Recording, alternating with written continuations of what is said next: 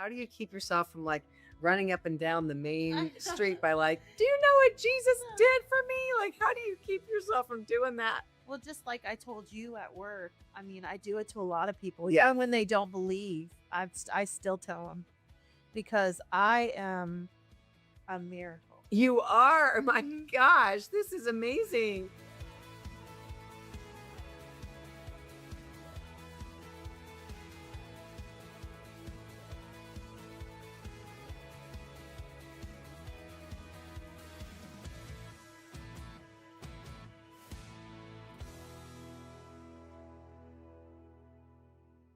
Hey, everybody, it's me, Julianne Hartman with The Journey, and I have Tia Combs with me today.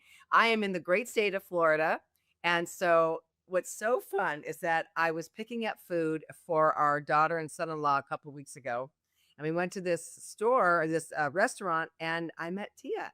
And she just started talking about the Lord. Like, how are you? I'm great. I'm so blessed. And so she just immediately just went into how much she loves Jesus. And so we're like, well, wait, what's your story? So today we're going to hear her story. We're also going to hear about her relationship with the Lord as well. So thank you so much for joining. Thank you for having me. So this is like a lot of faith on her part. She didn't know who I am. I invited her to our house. She's like, I hope these people are good people.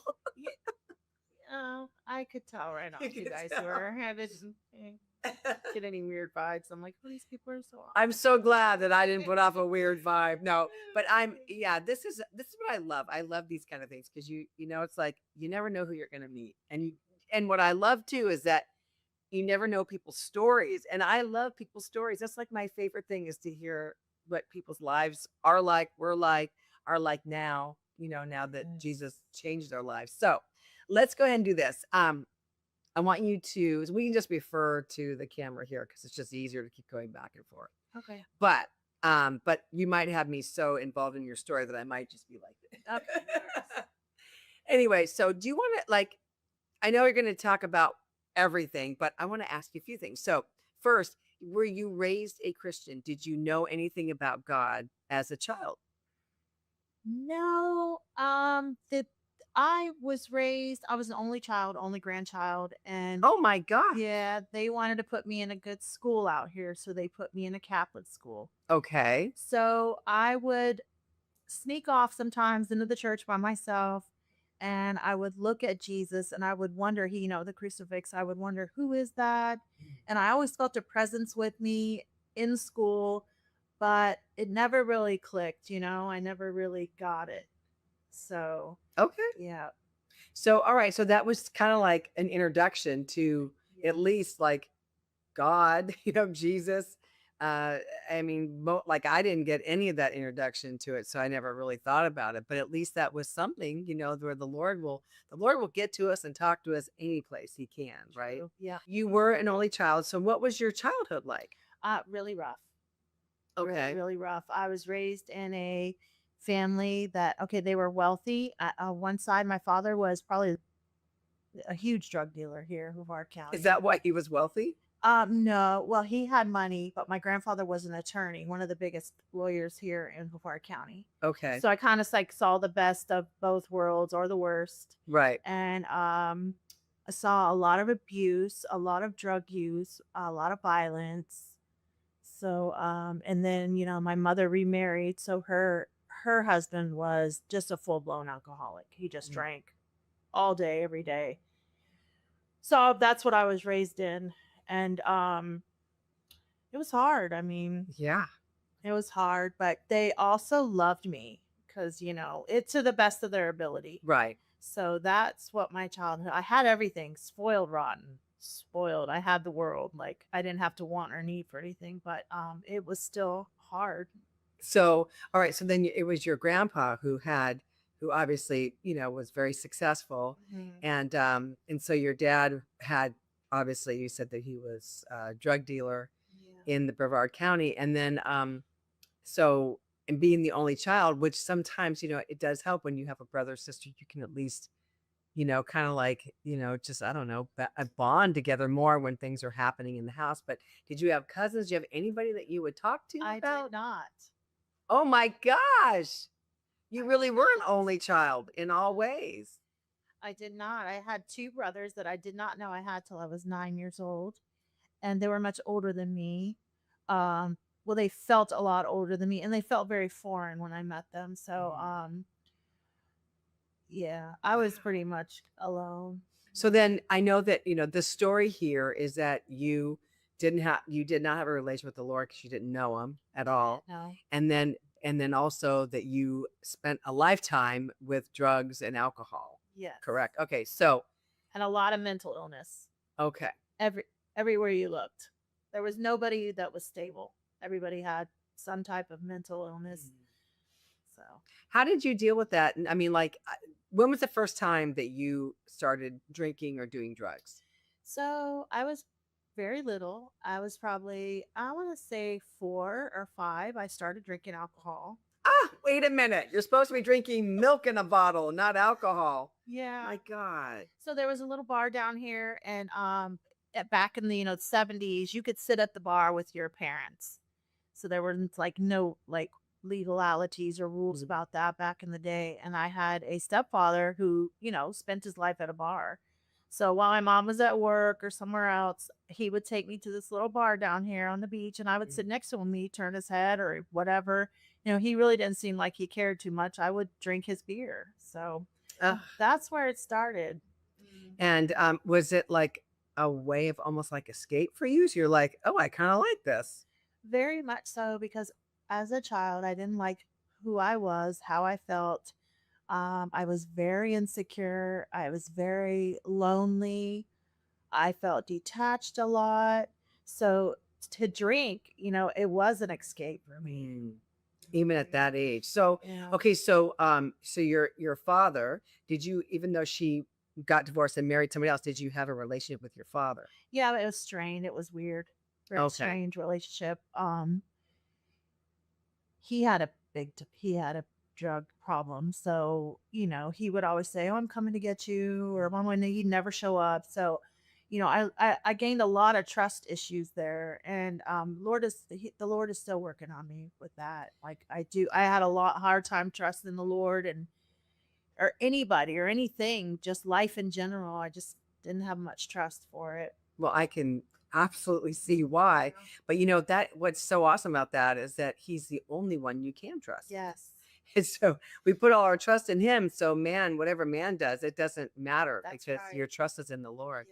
Yes. I love that because Proverbs 3:5 is trust in the Lord with all your heart, not trust in man with all your heart. Even my own husband, it doesn't say trust in your husband with all your heart. Yes, I trust my husband, but I can do that because I trust God He is first. a solid rock. He is my rock. Yeah. So, oh my gosh, that's awesome. So, okay. So now let's say you're going through middle school, high school. Are things any better? Are they getting worse? Um, they're getting worse, and by that time, I'm in my mother's drugs in her room doing those. I'm, probably started around 12. That's when I'm in the room. I'm finding her coke and her marijuana. So your mom was also doing Oh, drugs yeah. as well. Okay. Yeah. So I'm finding that, and I'm drinking out of the bottles downstairs in the kitchen, and, I'm using drugs and alcohol at the age of 12. Yeah. How did you go to school? Like, didn't anybody notice at school? No. Oh, wow. No, I was, back in those days, nobody really paid attention to that. Mm. So Wow. I don't even honestly think that I was going to school drinking. I would always come home after school and do stuff like that, when Okay. they were gone, not in the morning, so. What about friends and stuff? Did you ever have friends and their moms going, wait a minute? No, no, I really didn't. No, Well, your friends. nobody ever noticed. Nobody knew anything. Wow. And I managed to keep up that persona Okay. throughout my whole adulthood. Nobody knew that I was on drugs and alcohol. I kept it. I was a functioning addict. Yeah, and I kept it And what quiet. about school? I mean, were you able to pass your year? No. Oh, no. No. By the age of 15, I was in a mental hospital. Oh my I gosh. was committed at the age of 15 until right before my 18th birthday. Yeah. Oh, so now your parents put you there. Yes. Okay, so they didn't think about, like, what they were going through? Like, they were you had did you have a mental breakdown? No, I ran away with a well, he was a human trafficker. I met him somewhere and he was planning on trafficking me and I started using hard drugs with him. He had me on some really hard drugs and I managed to escape from him. Oh And my yeah, god. he held a gun to my head, told me, had me under a bed for days. He was getting ready to fly me to Hawaii. I was going to be basically trafficked. And, I didn't know it. I Well, was, no one talked about it back then. no. So, I managed to escape from him. Thank you, Jesus. And they found me in a field and they took me to the hospital. I think the police found me. A lady called. I was just laying in a field somewhere over in Cocoa. My god, how old were you? 15. Oh, Just a kid. oh. Just a kid. Now, were your parents noticing, like, you were missing, or I mean Oh, yeah. Yes, I had ran away. I met this guy at some guy's house, and I pretty much did what I wanted to at that time. I was like, how old was the guy? Was he 30 something. okay. Yeah. God, that's awful. Yeah. So they put me into the hospital, and then my mom, looked into other, places for me to go, and they found a place in Miami, and they put me there Okay. for 2 years. Yeah. To grow up in, like, a more, structured environment? So it was a hospital. It's called Grant Center. Okay. So yeah, it was a hospital in Miami. They put me there. Had the big fences and nobody could leave, and a lot of therapy. I was gonna say, did you get therapy? Yeah. Because you would have had to, like, what you went through with the guy, that's awful. Oh, it was deeper than that. It's just a rough life, like a rough, Yeah, you know, at 15. my whole childhood. And, like, I feel like it was stolen from me, but Lord has really even restored that. He is even Yes. restoring my childhood. I get these feelings of intense of being a kid again, like how you feel when you're a child. Like he's Yes. been giving that back to me. That's And awesome. yeah, I always wondered, oh, how are you gonna do that, guy? Like the enemy stole my childhood, but he's doing it. He's doing it. He will restore Everything. everything that the locusts literally Yes. chewed apart, ate, and destroyed, Amen. right? That is so awesome, and you probably can appreciate it more because you're not 15. Yeah. So you understand that. You're, like, rejoicing at the excitement of it. Yeah. Okay, so you get out of the hospital at 18, and where do you go? So, right back into it. Oh. Now, did you see your parents while you were gone? Yeah, my mom And would they would come and come get see me. you? Yep, they would take me back for visits, take me back to Miami. My mom was pretty involved, and it's How'd really you do when sad. you'd go home? I did pretty good. I mean, I made mistakes, but I did pretty good for the most part. They got me away from the super hard drugs. Like I don't Okay. really think I ever used those kind of drugs again. Okay. Even at the time that I was using those kind of drugs, I didn't like the way I felt. I don't know why I was doing it. Yeah. It was just, I don't know. Now, where were you getting money to do drugs? Oh, I mean, I sold my body. Oh, okay. Yeah. As a kid, started young, Mm. 13. Yep. Just, Wow, yeah. Tia, look at God has I restored. know. Oh my gosh. It's crazy.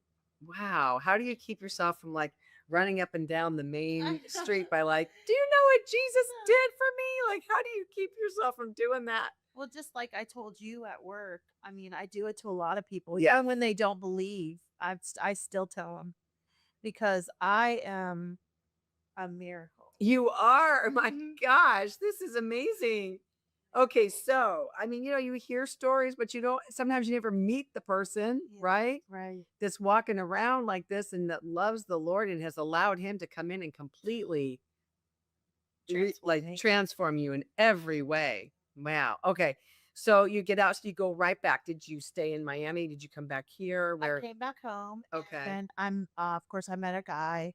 I left my house. My mom, she kind of abandoned me. She remarried, left me at the house with my stepdad. So, Okay, so you had your real father, he was still around yeah. here. Your stepdad that raised you kind of. Mhm. So she divorced him and now got married to somebody else. Right. Her Okay. fifth marriage. Oh, her fifth one. Yeah. Okay.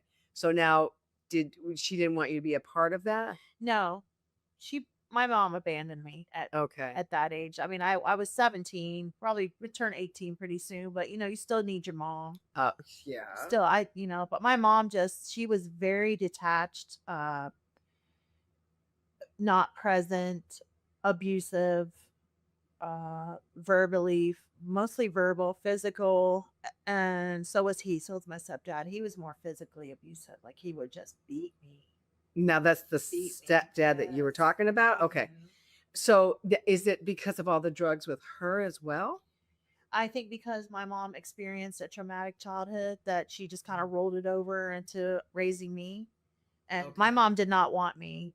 My Yeah. mom actually took a bottle of pills while she was pregnant with me and she tried to abort me. Yeah. So she did not want me and but when I got there, I mean, I know that she loved me Yes. to the best of her ability. Yeah. So Yeah. Well, and I'm sure it wasn't you. I mean, just like with my mom had an abusive husband and she had two daughters already. And I was always asked, like, why did you get pregnant again with I me? know. Like, why'd you do that? My sisters are 11 months apart. And here I am 3 years later. I'm like, Mom. And she, well, I tried to jump off steps and move refrigerators and stuff because I just couldn't. And I know that my mom wasn't doing it because she didn't like want me. She doesn't want any more attachment to my father. Right. Right. So, I mean, I get that. I understand that. And I think that we come to a maturity in our life to say, like, my mom didn't hate me. She's just, her life was in such turmoil. She didn't know how. Yeah. I had to really like forgive my mom. Yeah. I had to forgive my whole family. All Pretty of them. much. Yeah. Yeah, I love Yeah. them. I love them, and it ended really tragic with the whole family. So that was Well, we'll get to that. yeah. Super nice. Gosh. We got lots more to talk about right now. Okay. So you get out. Now you're using drugs on your own. Your mom left. She married somebody else. And did you see her or did you just a complete We abandon? saw her here and there. She only lived a couple blocks away. Oh, wow. So I saw her here and there, but you could tell like she was just done. She didn't want to Yeah. deal with me and my stuff anymore. And, and How do you deal with how did she deal with that? Meaning that like your stuff was really as a result of her stuff. I was heartbroken Yeah. and I felt really abandoned by my mom. Yeah. But I wonder how your mom really felt and if that's why the drugs were a way to anesthetize herself. Yeah, so my mom kind of moved on from drugs. So at this time, she was more cigarettes and food for her. Okay. She just went to a different addiction, Yeah. so Wow. yeah. And it's like how old was your mom when she had you? Same age as 23. Oh, She was okay. 23 when she had me. Yeah. Okay. Wow. Well, all right. So you get out now. Are you trying to get your life together or you just don't care at that I'm not point? thinking about it. I'm thinking about covering up uh, the pain that I had at the moment, Okay. from being abandoned, just like life pain. I'm thinking, let me find a guy that I can shack up with, So, I found a drug dealer, shacked up with him, Right. stayed with him for a while, and then I met another guy and I loved him. Mm. Loved him and we had a baby together. Okay. So that's yeah. So Wow. Okay. How old were you? Were 23 then? so I met can I say his name? You can say his name. Yeah. Okay, because he passed away. Okay. Yeah. Of course. So I met Charlie when I was probably 8, just maybe 17. I wasn't with the other guy very long, and when I met Charlie, so I think I was like 17ish, and he was 15. Oh Oh wow. yeah. So we stayed together that whole time, and he was just, I mean, he was a challenge. My mom called us Bonnie and Clyde. So So wait, you guys knew each other when you were younger? no, he moved here from a different state, Okay. I believe. Well, when you got out of the hospital, Mhm. you met him? No, I met this other guy. I was with him Okay. for a while, and then I just moved on to Charlie. Okay, then you met Charlie. Yeah. Okay. And Charlie was probably not good for you, but you loved him. I did love him. Yeah. He had a serious, he had his own deal going on, and you know, So did you was so you're so young though. You're like yeah, 18 years old. So you how old were you when you had the baby? I had her at 23, Okay. same as the ages my mom had me. But you guys then had been together for a while. Yeah, long time. Okay. Yes. And then did he die while you were together or Yes. oh no. Yep. So that's how I got saved. Oh, okay. That's how I got saved. All right. So God, there's just so That is a lot. much here that we have to yeah, we've got to get to. Okay, so what I think we might do because we're really down to like the last couple minutes here. So I don't want to get into too much because then we have to go on to the next show. And this Perfect. is yeah. So you guys are just gonna have to come back next week to watch Okay. part 2. And so this is obviously a very big story, and it is her story, but it is a story about Jesus, right? Yes. How he came into your life and completely changed everything. And I'm so excited to hear the rest. I haven't even heard all of it yet. So I just heard as much as I could as she was like getting our food Yeah. at the restaurant. So Yes. all right, you guys, thank you so much for watching. Come back next week and watch the second episode and go to healingjourneystoday.com and check out everything that we have on that website. We've got so many incredible things going on. In fact, we are going to the UK. I'm so excited. We're doing our Celtic Nations tour, which is going to be the pretty much the month of June, and it's Ireland, Scotland, and Wales, and it's going to be awesome. So we cannot wait to come. So please, as we start getting more of our details, we'll start putting that on the website. That's why I need you to go to the website so you can check it out, so you can maybe be a part of it in many ways. You might know someone, you might be even living there right now, and you would love to come and come to our conference. So we're really excited about it. This is something God told me to do in 2019. And it's now 2025, and this is the year. So it's really exciting. So check that out. And we will see you guys next week on the journey. Bye bye.